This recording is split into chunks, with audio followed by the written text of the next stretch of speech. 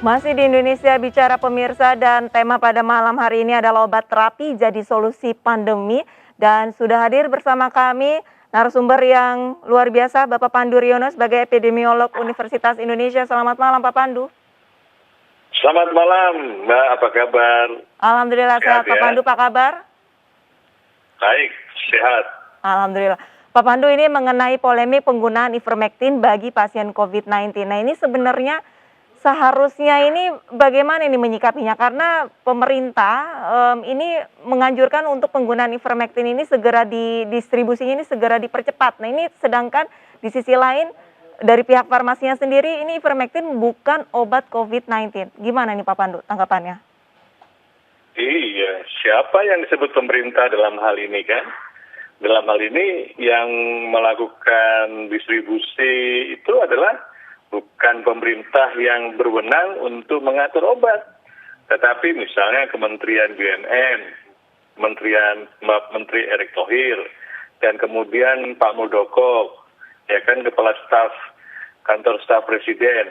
Nah, ini kan bukan tugas beliau untuk mencampuri urusan obat sampai mempromosikan obat. Ya, ini yang menurut saya sudah di luar tupoksinya. Dan itu yang mengacaukan bahwa obat ini kalau kita lihat adalah tidak ada manfaatnya untuk mengatasi COVID-19.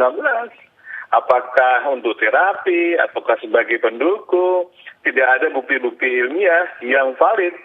Yang mereka kutip adalah bukti-bukti ilmiah yang menurut saya tidak bisa dipakai sebagai evidence untuk memutuskan bahwa obat ini bermanfaat untuk COVID-19, ya kan? Dan promosinya luar biasa.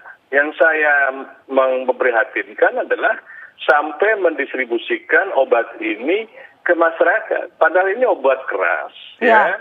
Untuk mendapatkannya harus dengan resep dokter. Dan obat ini bukan 100% aman. Setiap obat keras itu mempunyai potensial efek samping yang membahayakan, bahkan bisa bisa kehilangan nyawa, ya kan? Misalnya sampai kejadian alergi yang hebat yang kita sebut sebagai Stephen Johnson syndrome, itu bisa berakhir kematian. Jadi janganlah mudah untuk percaya bahwa obat ini bisa mengatasinya. Untuk COVID-19 sebagai virus yang baru ini belum ada obat yang bisa mengatasinya. Sedang semuanya dalam tahap riset. Dan ini yang menurut saya jangan tergesa-gesa untuk menyimpulkan dan kemudian bahkan sampai ingin memproduksi jutaan seakan-akan obat ini bisa mengatasi pandemi. Pak Pandu tadi sempat menyampaikan bahwa pemerintah yang menganjurkan untuk pendistribusian ivermectin ini bukan yang seharusnya mengatur seperti itu. Berarti ada miskomunikasi antara lembaga ataupun antar pemerintah. Ini seperti apa nih Pak Pandu? Ya, yang ngatur kan seharusnya Kementerian Kesehatan, ya kan, untuk masalah pelayanan kesehatan. Untuk masalah obat semuanya harus mendapat approval dari Badan POM, ya kan, jadi BPOM yang paling bertanggung jawab. Baik. Nah, ini ada perusahaan farmasi yang BUMN dan menterinya adalah Erick Thohir yang tugasnya bukan mempromosikan, ya kan, sampai beliau mengirim surat ke Badan POM agar obat ini di-approve secara emergency authorization sebagai terapi COVID-19. Ini menurut saya tidak sesuai dengan wewenangnya. Dan Baik. ini yang menurut saya mengacaukan. Yang seharusnya tidak beliau lakukan. Baik, ke pertanyaan selanjutnya Pak Pandu, hingga saat ini masih banyak di media sosial yang menyebarkan sejumlah merek-merek ataupun nama-nama obat yang bisa dibeli dan dikonsumsi oleh pasien COVID-19 yang isoman. Nah, ini seharusnya apakah pasien isoman ini membeli obat-obat yang sudah beredar luas tanpa ada konsultasi dengan dokter atau seperti apa? Nah, itu yang menjadi masalah berikutnya. Ternyata ada yang menganjurkan bahkan melisting bahwa itu obat yang dipakai oleh dokter-dokter yang merawat isolasi mandiri di rumah sakit Wisma Atlet. Ya, daftarnya lengkap. Dan sebagian itu adalah obat keras. Ya, Sehingga banyak masyarakat yang terkecoh, oh itu obat yang manjur, ya kan, oke. obat yang manjur, sehingga mereka berusaha mendapatkan. Di Indonesia, distribusi obat keras ini semua tahu bahwa pengawasannya lemah, ya, sehingga bisa mendapatkan tanpa resep dokter. Karena diperdagangkan seperti obat bebas terbatas. Ini yang harus diatur kembali bahwa obat keras. Ada antibiotik, ada anti-cacing, ada banyak antivirus yang juga dikasih tahu. Kalau vitamin, paracetamol itu sudah obat bebas terbatas. Ya, Nah ini yang menurut saya tata cara seperti ini juga tidak mengedukasi masyarakat.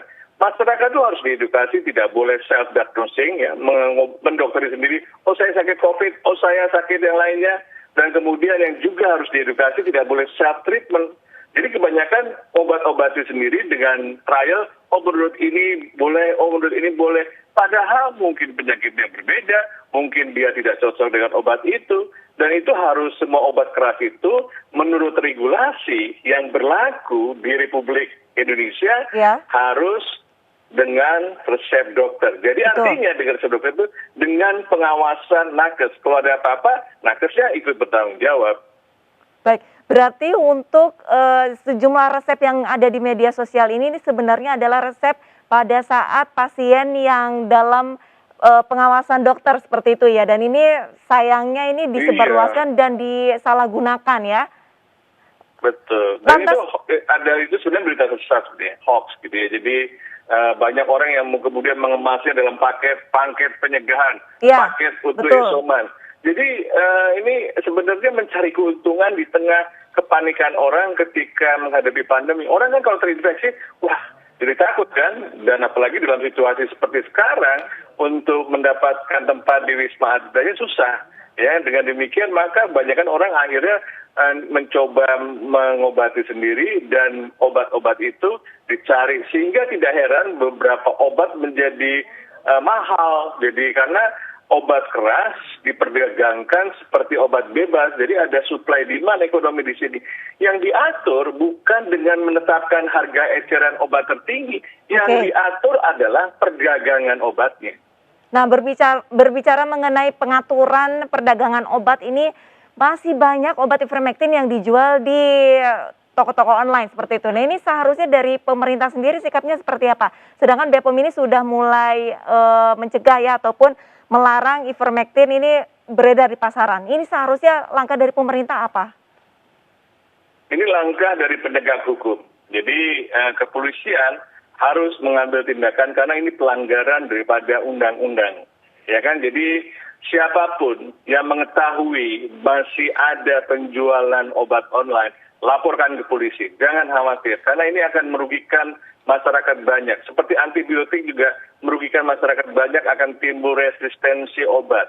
Ini yang menurut saya kita bersama-sama untuk menertibkan kembali bagaimana supaya obat-obat yang betul-betul bisa diakses, mana obat-obat yang seharusnya tidak mudah diakses karena termasuk obat keras dan berbahaya.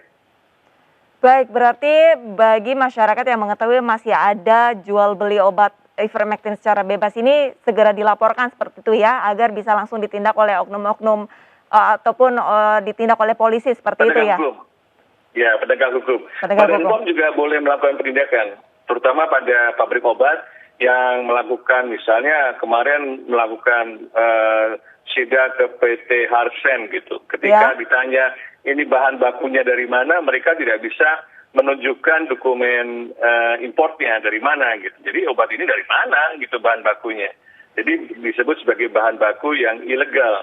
Dan ini tidak boleh karena obat itu harus jelas asal usulnya, apa masa expirednya, semuanya juga indikasinya apa. Tidak boleh misalnya ada Indofarma melakukan dalam indikasi brosur mengatakan bahwa obat ini bisa mengatasi COVID-19.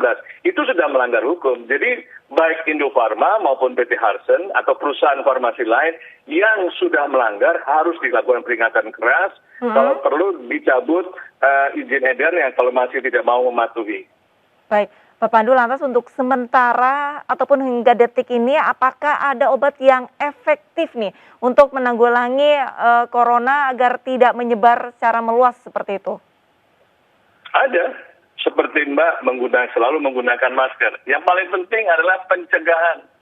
Ya kan, jangan sampai terinfeksi. Tadi 5M itu betul-betul dipatuhi. Dan sekarang diharuskan tinggal di rumah kalau tidak perlu berpergian. Itu gunanya untuk mengurangi risiko penularan. Kalau sudah tertular, kalau ada gejala ya, itu harus segera berobat atau konsultasi ke tenaga kesehatan. Nah, sekarang Kementerian Kesehatan sudah memberikan opsi telemedicine. Jadi kalau rumah sakit penuh, kita bisa melakukan konsultasi online atau konsultasi dengan jarak jauh. Dengan demikian tidak ada istilah tidak dilayani, supaya semua masyarakat teredukasi, tertolong, dan bisa mendapatkan akses pengobatan. Kalau ada obat yang diberikan oleh nakes, ya itu sudah disetujui dan menjadi tanggung jawab pengawasan nakes. Baik, kalau misalkan untuk konsultasi dari telemedicine ini untuk obat-obatannya ini apakah sudah dijamin oleh dari dokter sendiri atau seperti apa? Karena masih banyak warga yang lebih cenderung mempercayai media sosial yang mereka baca seperti itu. Ya itulah, jadi kita harus juga mengedukasi masyarakat, ya juga mengedukasi dokter sebenarnya. Sama, bahwa dokter juga jangan mudah untuk memberikan resep obat keras kalau memang tidak diperlukan. Misalnya otomatis memberikan antibiotik untuk orang dengan virus, infeksi virus, itu tidak akurat, tidak berbasis.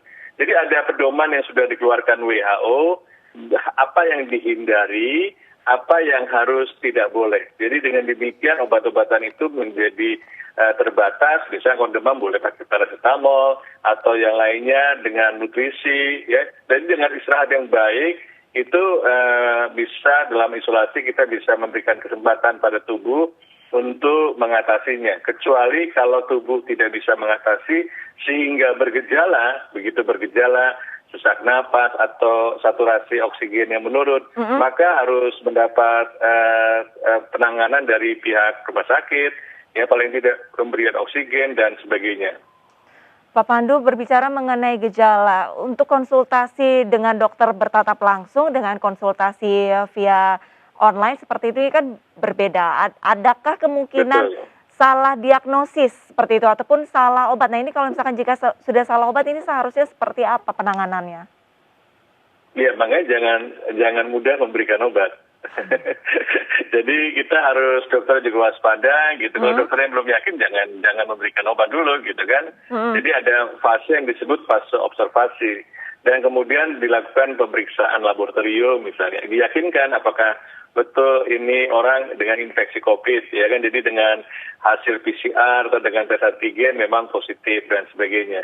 Jadi dengan bilang oh saya punya gejala COVID nih, terus kemudian dipercaya. Jadi memang pasien dan dokter harus saling percaya. Jadi dua-duanya harus jujur apa yang diceritakan. Kalau telemedicine-nya bisa seperti Zoom seperti sekarang, maka akan jauh lebih baik. Di mana dokter juga bisa melihat penampilan atau melihat dan disuruh menghitung berapa detik napasnya dan sebagainya sehingga ketahuan gitu. Dengan demikian maka kita mengurangi risiko-risiko untuk kesalahan dalam memberikan diagnosis atau kesalahan-kesalahan dalam penanganan COVID-19. Tentunya ada baiknya kalau bisa periksa gitu kan dengan janji tertentu sehingga untuk mengurangi risiko bertemu dengan orang lain. Kan ini kan sedang dalam fase isolasi. Atau mungkin suatu ketika nanti ada dokter yang mau melakukan pemeriksaan ke rumah. Nah, tapi kan problemnya adalah dokter itu kalau pergi untuk meriksa orang dengan COVID kan harus dengan APD. Iya, betul. Jadi sulit juga dengan situasi seperti itu. Memang tidak mudah, tapi kita usahakan apa yang kita bisa perbaiki, kita usahakan supaya pelayanannya tetap bisa diberikan dengan segala keterbatasan seperti itu. Seharusnya idealnya tetap bisa periksa langsung di rumah sakit. Baik, pertanyaan terakhir mungkin Pak Pandu, jika seseorang sudah mengidap ataupun sudah mendapatkan informasi dari hasil tes PCR-nya sendiri bahwa positif dan harus isolasi mandiri, tapi dia bergejala lumayan berat. apa yang harus dilakukan dari pasien tersebut? Apakah harus segera datang ke IGD atau mungkin bisa konsultasi via telemedicine atau seperti apa? Ya, jadi lebih baik konsultasi dulu dengan telepon ya, dan menghubungi rumah sakit atau bisa menghubungi dokter dan minta dialokasikan tempat atau di mana dicarikan. Sekarang kan sistemnya seperti di Jakarta sudah ada Jaki yang bisa mengidentifikasi pelayanan kesehatan mana yang masih bisa menampung. Jadi kalau perlu dengan demikian akan dijemput dengan ambulans. Jadi harusnya pelayanannya sampai seperti itu. Jadi janganlah kemudian pasien datang sendiri ke rumah sakit, kemudian rumah sakit tidak bisa menampung dan menolak, sehingga kita mendapat kesan yang kurang baik, seakan-akan pasien dibiarkan. Padahal itu bisa dicegah dengan melakukan komunikasi, ya kan, dengan juga banyak bertanya. Yang paling penting juga lapor RT, lapor RW, lapor satgas setempat, sehingga semua bisa membantu untuk mencarikan tempat dan memberikan bantuan yang sesuai. Baik, terima kasih banyak Pak Pandu Riono, epidemiolog dari Universitas Indonesia. Berarti yang bisa saya tekankan adalah untuk obat ivermectin ini sendiri, ini bukanlah obat COVID-19 dan harus dengan pengawasan dokter. Dan bagi pasien COVID-19 yang isolasi mandiri, ini kalau bisa dites lab terlebih dahulu ya pada saat muncul ada gejala-gejala yang cukup berat dan segera dikonsultasikan dengan dokter. Seperti itu ya Pak Pandu ya. Terima kasih banyak atas waktunya Pak Pandu. Sudah bergabung bersama kami, selamat malam. Selamat malam. Ya pemirsa, demikianlah Indonesia Bicara pada malam hari ini. Live streaming MNC News bisa Anda saksikan melalui aplikasi Vision Plus dan iNews.id. Saksikan pertandingan Piala Eropa hanya di RCTI dan Soccer Channel 101 MNC Vision. Tetap patuhi 3M, menjaga jarak, memakai masker, dan mencuci tangan. Mewakili seluruh kerabat yang bertugas, saya Arlisa Hadi, pamit undur diri. MNC News Channel Berita Pilihan Indonesia. Terima kasih dan sampai jumpa.